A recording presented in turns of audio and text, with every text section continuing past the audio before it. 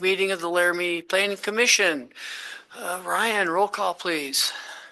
Pacino, Here. Evans, Matamore, Here. Heisler White, O'Toole, Here. Schneider is absent, and Moody. Here. And it's 6 present, 1 absent. Okay, on to the approval of the agenda. Are there any changes to the agenda? Do we have a motion to approve the agenda as presented? So moved. Second. Second from John. All those in favor of approval of the agenda say aye. Aye. Aye. All those opposed say nay. Agenda going forward. Okay, next is the approval of the February 24th, 2025 meeting minutes. Is there a motion to approve the minutes as presented? So moved. Second?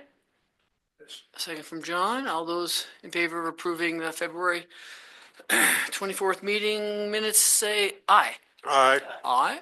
All those opposed say nay. All right. Minutes approved. Next on the agenda are citizen comments on non-agenda related topics. No action will be taken. Is there anybody out there in the audience or on the board that wants to talk?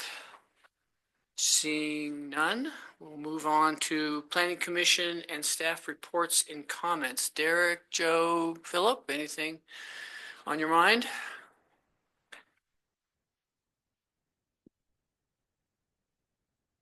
Chair Commission, just wanted to let you guys know that the city is going to be kind of embarking on a project, design project for First Street between Park and Garfield, that area right next to Depot Park and the Jackalope parking lot, if you are familiar with the new naming structure of that. Essentially where the farmers market is.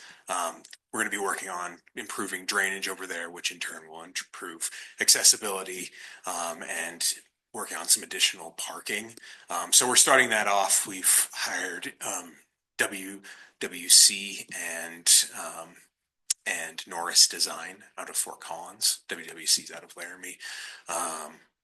But in the next month, we'll be having a meeting at the depot on the 3rd, April 3rd, kind of going over some of that. We will have a survey out before that so that people can see, and we'll be reaching out to downtown residents and business owners alike so that they can be a part of this process. Some of this was a result of some of the parking backlash we saw last year, but some of it was just normal trying to improve user experience in the downtown area. And so I just wanted to give you guys a heads up that that's coming down the pipeline amongst many other things such as the comp plan and whatnot. So I guess be ready for that if you want to be. When's the comp plan gonna rear its ugly head? Soon. I think we're still we have not selected a firm yet. I guess why don't we let Philip update you on that? What, do you have a date for that meeting? The 3rd, April 3rd. April 3rd. Chair Commission, we're doing interviews for the comp plan with 6 firms at the end of this month. So we should have somebody under contract in April. So the kickoff for that definitely be in front of this group and City Council in the spring, May timeframe. And it'll be about a year's worth of work. So that's kind of the timeline at this point. Okay, all right. Is there anything amongst commission members that want to discuss? Donald? So can you give us an update on the west side, the meeting on the preservation district meeting? Chair Commission, yes, I attended the meeting last Monday night over at the Lincoln Center where Gwendolyn, forget her last name, but the Historic Preservation Board representative that's putting together the application for the historic designation over there. She gave a presentation really on the application that's going to be submitted to the state. There were 2 dates that we'll get out to you that came from that meeting. One is a training that they got grant funds to put on that's going to be held May 9th, I believe. May 9th at the Lincoln Community Center, where historic preservation is going to be discussed and how designations are selected. And then in June, actually, the statewide conference is going to be held there as well on June 9th and 10th, where not just the West Side historic designation, but designations from all over the state will be heard. So I would put that on your calendar as well. But really, there was no letter of recommendation that is needed from us at this point. It's really just reviewing the application, which I sent to all the commissioners for review. If there's anything in there that's missing or needs editing, let me know, and I can pass it all along when we finish our review. But it was a good meeting. Commissioner Mattamore was there as well. So What was the turnout, just out of interest? like 12 or 15, I believe. And what was the mood? Was it supportive? Yeah, oh, yeah, very supportive. Okay. Yeah, I thought so. I was amazed at the scope. I mean, they went whole hog on that one. I mean, they could do the whole west side at once, give it all a historic designation, so. But I think that's probably what they wanted, at least the community seemed to want in the times they come here and complain, so. I think that hopefully it works and they get it. Yeah. And I don't personally see a lot of issue with it being designated, but that would be really just a step in the direction of supporting documentation for zoning overlay, which this group would here make a recommendation to, which we've discussed before. But this is kind of the logical steps that they're taking, is getting this designation, then going after a zoning overlay, which would have regulations in place for that area. So. And this fell spun off of the West Side vision document. Is that the doing the historic? Chair, I think this has been in the works for a long time. It could have preceded the West Side Vision study. I know this group, though, led by Gwendolyn Christie, has been wanting to do this type of work or get it designated for quite some time. So I think it helped. Yeah, it probably Definitely. supports that. Yeah. They want their community sort of recognized and things saved, so to speak. Cool. Right on. Derek, did you want to say something? Yes. I was just going to let you all know that today we did receive an appeal to the Board of Adjustments decision to District Court. So we will keep you apprised of any next steps after that you all may need to be involved in. We joked, we said, no leaving the state of Wyoming now, but no, I'm just kidding. No, we'll keep you apprised. We literally received it today, so I don't know what's in it really. So we'll let you know. That's the electronic signage? Yeah, that was the variance consideration by the Board of Adjustment. The denial there was appealed to the district court, that's where it goes. So. Did it go to the city council? No, it does not go to city council. Yeah, the ordinance that you also considered that evening, that is before city council. So that's us working through that process. So, okay. All right. Well, with that plot complication, I just want to let you guys know that I would like to step down as chair and let someone else bask in the joy of of being chairman. So, I mean, I'll stay on as a commission member, but would certainly like to give someone the opportunity to do it if they really have a. You're just navigating for more money, right? Yeah, hold on. Well, we two, cut two, it. two nickels to rub together. Cut up a bunch of matches and go short straw. However you guys want to do it, but I think at the next meeting we'll entertain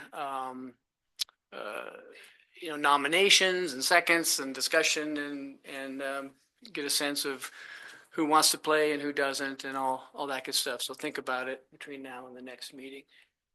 So, yeah, we do have to have an election and all that too, with the chair. Yeah, there's going to be swords and things. Yeah. Is there anything procedurally that we should be aware of? Okay, very good. If no other comments from commission, then we'll move on to disclosures, ex parte communications, potential conflicts of interest. Anybody? All right, seeing none. Current planning projects, old business, there is none. New business is plat dash PLAT dash 24 dash 003 Spring Creek Village third filing final plat. Derek. Chair and commission. I think one thing I just kind of realized that I'll just point out, you'll probably start to see some different numbering. If you see there, plat 24003, that's just based on our new online permitting system that we're using, and so we had to come up with a little bit different naming system for things, and so you'll see just a little bit of difference if you're look back at applications. It's no different in terms of what we're considering tonight, but you may see things like zoning, conditional use and stuff, a little bit different numbering, might look a little bit different. So just pointing that out. Actually, this is something I kind of thought of that you're going to start to see those here coming up. But we got to get into this item. This is Spring Creek Village third filing final plat. This is the third filing of the Spring Creek Village preliminary plat that was considered by the commission and also the public council. This current proposal is 24 residential lots on 2.5 acres. This area is kind of, if you're familiar, from South 9th Street, we've just crossed over Spring Creek. It's over to the west there. Familiar with Corona Village, and there's a large storage unit complex kind of down there off of Boswell. It's right in that area. If you look in your staff report, kind of at the end there, there's a map there of actually the lots that will be developed. And so, this property here, like I said, it's the third kind of step in this preliminary plat and filing residential lots and developing residential lots in this area. I won't spend a ton of time, but this preliminary plat in total has 135 lots. There's actually some commercial lots associated with this subdivision around Boswell in that area. And since 2017, this process went through a preliminary plat process. There was different issues that were dealt with over the last couple of years. Finally getting to a point where there was an approval of the preliminary plat. We then saw a final plat that platted a portion of the property that dealt with a portion of a legal subdivision that had occurred during the preliminary platting process. And then ultimately the second filing, which is some lots on 9th Street that you all considered about a year and a half ago. The final plat that you have before you is kind of the next logical expansion of the subdivision. Like I said, it's 24 lots. This is extending an area of Palmer Drive, basically bringing the street in, connecting into a portion of the street that connects into Boswell Drive. These are fairly standard residential lots that meet all of our zoning requirements. The street that you'll have that's going through there will be a typical city street, paved, curb, gutter, sidewalk, and will be connected to water, sewer, and all your other public utilities located in the area. With a subdivision like this, we do look at the requirements and anything that was considered as part of the preliminary plat process. If you look at the staff report, I've listed out all the preliminary plat conditions. Kind of gave you an idea of whether they've been met, which they have on the subdivision. With this subdivision, we don't have any major construction of any collector or arterial streets. There is some sewer line that kind of runs outside of this plat that, if approved tonight, recommended for approval and ultimately going to city council. There's some easement agreements that we'll have city council consider. But that's just for maintenance of the sewer line, and as they expand the subdivision further, that eventually will go away. Another kind of common thing that I always bring up is park and recreation land dedication. With this subdivision, if you're familiar, it's located along the Spring Creek Channel. Part of the subdivision will be installing there's a trail that will go along the whole Spring Creek Trail kind of on the north side, as well as some other small connections and park spaces throughout the rest of the subdivision. With the first phase, or with the second filing, I should say, the portion of property that was dedicated for Parks and Rec dedication and the trail that was built. Oh, sorry. And talk, I'm gonna have to start over. No, I'm just kidding. And the amount of the trail that was built was more than enough for not only the first lots that were built, as well as this portion of the subdivision. So you're not gonna see any specific dedication with this portion, because it was kind of satisfied in that first filing, just made logical sense, basically. Lastly, I just note that, the conditions of approval for a final plat have been met. This plat does meet all the requirements of the preliminary plat. It is in substantial compliance with the approved preliminary plat layout. They have met all on and off-site requirements for improvements. They have constructed all utility and public and private utilities, or will be properly done through the development agreements that they have in place. I do always note that typically between the planning commission and city council is when they finalize all their financial agreements with the city. And that would have to be done before it can be considered by the city council.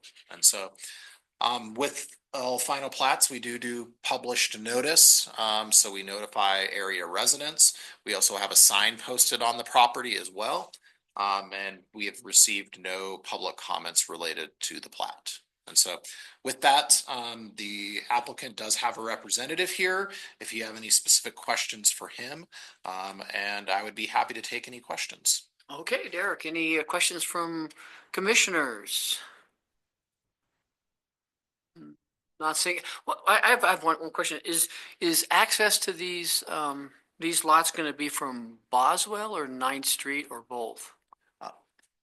Chair Commission, it would be both. So there's an access point off of 9th Street, and then it kind of goes west and then swoops down on Palmer is what the street technically is, and it connects over to 7th Street, which there's a little stub of 7th Street off of Boswell, between Boswell and Palmer. Okay. So, yep, so that'll So be they'll have where- like just like a little loop to go, or Yeah, just and a straight shot from either end. Okay. yeah, so you Cool. kind of come in from both sides there. Very good. Any questions for him, for Derek? Is there any drainage on this property? Yeah, so within the first filing, there's actually some detention area that's kind of located kind of at the northern end of this property. That's where a significant portion of this I'm going to say first phases, because it depends upon what future phases we get in. But then the remaining drainage really actually goes much further west, kind of towards Spring Creek, but kind of the northwestern corner of the subdivision, where there's some future detention ponds in that area as well. Talking about that one, in the interim, and then that So- one, the big one at the end. That's the simplified version of like kind of what you would see drainage wise. So, but it is addressed in their design plans for the subdivision. I'm just kind of curious. So when surface drainage runoff goes into the detention pond, does it sit there for the most part, other than if it fills up and then moves on to the next one and eventually into Spring Creek? Does it only discharge into Spring Creek when there's a serious overflow of the detention ponds? Is that kind of how it works? Yeah, most of the time, most detention ponds in Laramie hold backwater. The release would be at any historic level that's already found on the property. You have to have some pretty big flows usually for you just to have water just dumping into going past those detention areas. I would have to look at the engineering part. I mean, I don't know, maybe the applicant can provide a little bit more detail, but generally speaking, you're gonna have infiltration for the most part. And really a lot of times not even any discharge from those Those interior detention interior ponds. ponds, yeah. Sometimes they are designed though to slow water down and then release, but it just depends upon each of the ponds. But a lot of times you see just infiltration, so. Thanks. Yep. Does the applicant want to say anything or just respond to questions?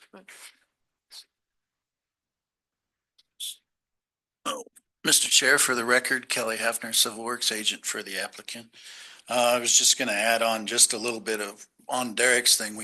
We've already constructed the phase one roadways, so essentially we're just connecting the dots from where we ended. So if you've been out there, the roads are already in.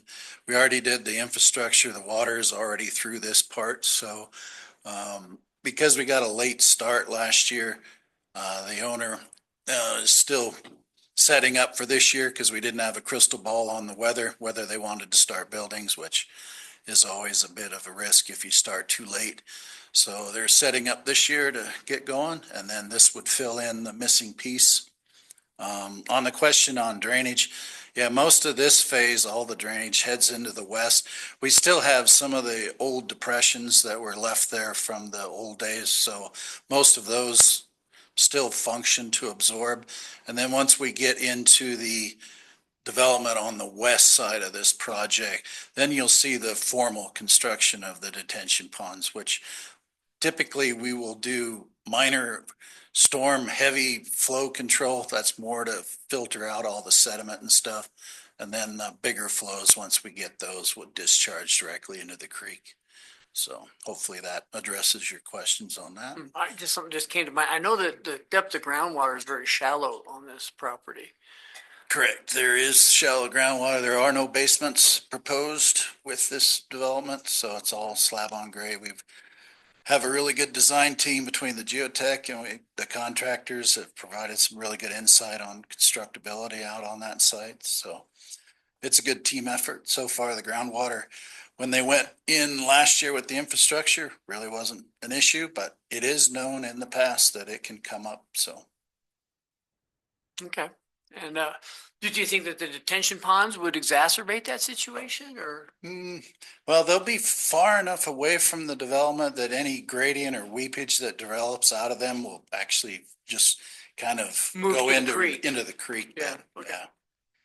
So, yeah, typically that was one of the things we wanted them kind of out of the way and not in an area, right in the middle of the development. So they're more pushed off towards the side into the northwest corner of the project. That makes sense. That's good. Yeah. So. Donald. Just to be clear, there's no springs in that area. At this time, we haven't, no, Mr. Chair, through you, we haven't discovered any springs in that area or no standing water for the M. We know that there is underground water that moves through that. That was pretty apparent when we did the storage unit facility on the south side. That seemed to have higher groundwater. This north phase that we worked on, that we just got the water and sewer in, it wasn't as high as it was on the south side of Boswell. So. Must have been like a foot or two. Yeah, it's fairly shallow. Yeah, the storage unit floats above that really, but it's done really well. We had a really good design on that would work with that, with the soils and all. So does it, and we're sort of getting off task here, but I'm kind of curious whether the design, when you say it floats, is it that the way that things are designed is that things can move but not get jerked around too much or Mr. Chair, through you, it all moves together for the end. If it does move at all, it's designed to move together to where it doesn't heave itself apart. Yeah, that's when you really have problems. So you get into differential heave and differential movement. Exactly. Okay. Any other questions from commissioners? Sharon? Just wanted to make sure I understood how this piece fits into the larger preliminary plat, which covered a larger parcel, right? And so we have one.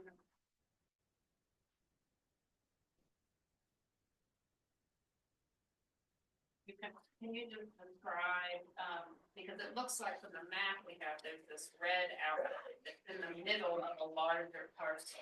And it's and what the plat here, is that for the red in the middle? And then what happens, so you're developing that first? That's, I'm just looking for a description of the overall context. Okay. Mr. Chair, through you on that, the vicinity map is a little deceiving because that's kind of the area, but it's not the area. If you have the preliminary plat, essentially we have 7th Street, which comes north from Boswell. That has been constructed. Now these lots here take off from that on Palmer Drive and then basically head north or east and then north and then tie in with Saunders Drive that's already been constructed.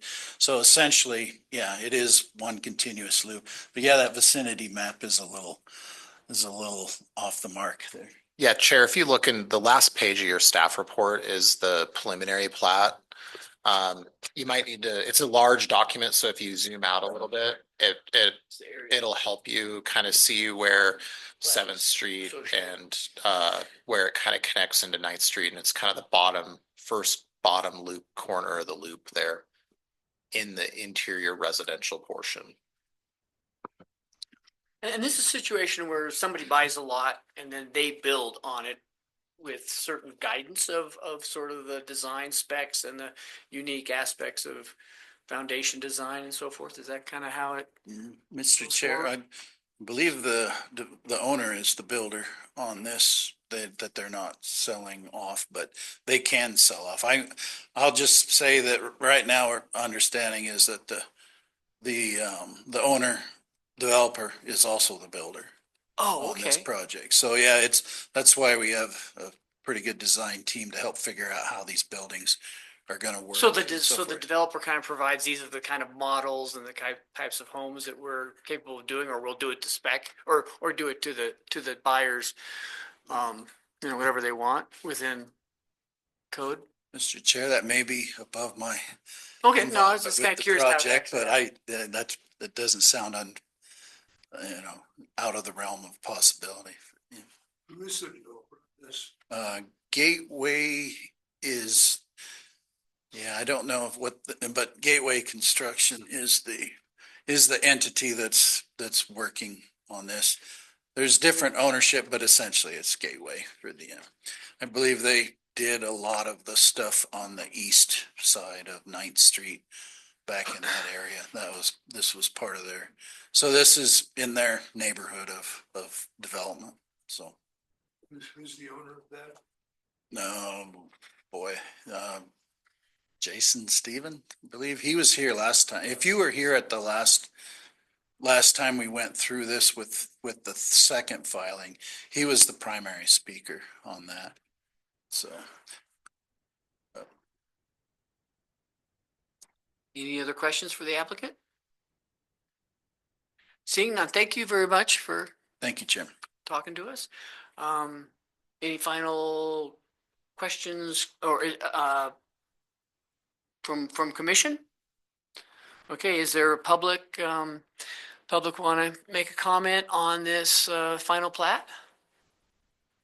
Seeing no one out there or on the board, move for a motion. I'll Tom? move to recommend that the city council approve the Spring Creek Village third filing final plat number PLAT -24-0003 based on findings of fact and conclusions of law. Is there a second? Second. Second from Donald. Any last final discussion? Seeing none, roll call vote, please, Ryan. Pacino, Aye. Evans. Aye. Matamore, Aye. Heisler White. O'Toole, Aye. Schneider is absent. Moody, Aye. that is 6 yeses, 0 no, and 1 absent. Okay, so approved to recommend to council. So best of luck, applicant. Okay, no other item on the agenda, long range planning projects or variances. So is there a motion to adjourn? So From moved. Tom, second. From Jonna, all those in favor of adjournment, say aye. All right. Aye. All those opposed, say nay. All right, we're done. Half an hour. Yeah, we deserve. Yeah.